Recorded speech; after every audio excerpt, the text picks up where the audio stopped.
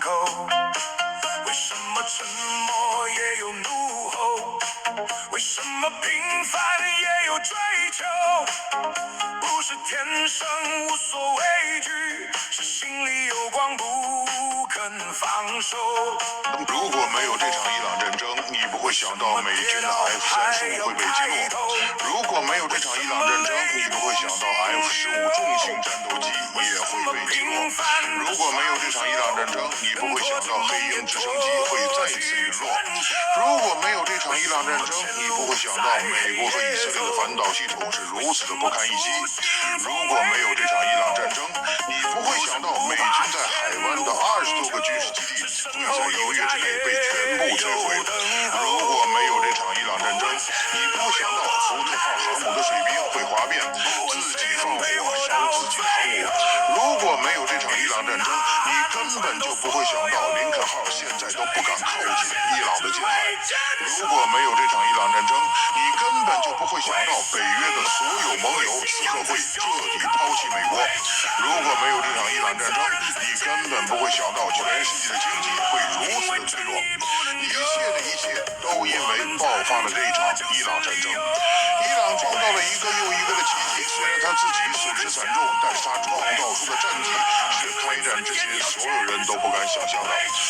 刚宣布停火就开打，美伊达成停火协议后，伊朗随即向以色列发射新一轮导弹，以军也同步袭击伊朗导弹发射设施进行反击。权威消息证实，以色列并非自愿停火，双方军事行动仍在持续。40 F-35s gone.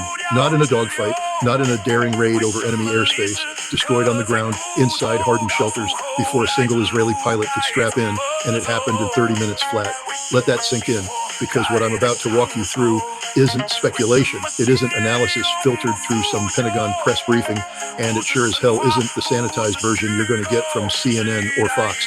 This is what actually happened at Nevatim Air Base, and by the time I'm done, you will understand why the geopolitical map of the Middle East, the one that Washington spent 50 years and trillions of dollars drawing, was redrawn in fire and smoke before the sun came up over the Negev desert.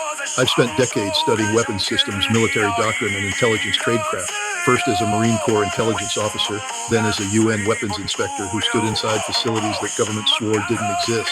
I know what a real strategic shift looks like.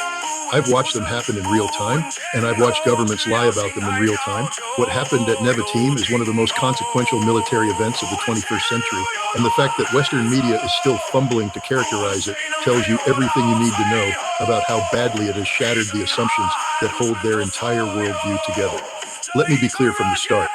This wasn't a lucky strike. This wasn't Iranian bluster accidentally connecting with a target.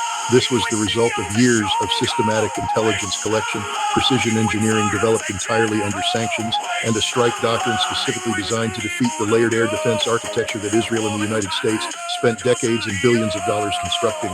When you understand all three of those elements together, you stop being surprised by the result.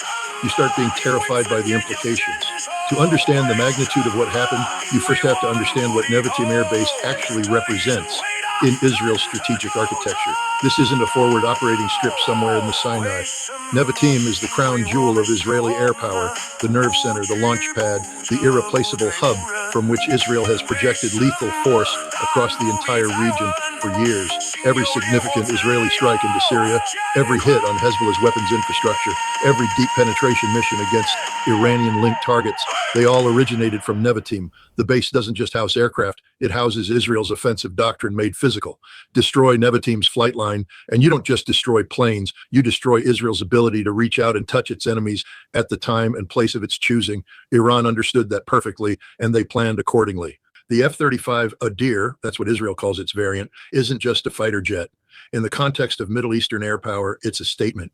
Each airframe costs well over $100 million, and that price tag buys you the most sophisticated sensor fusion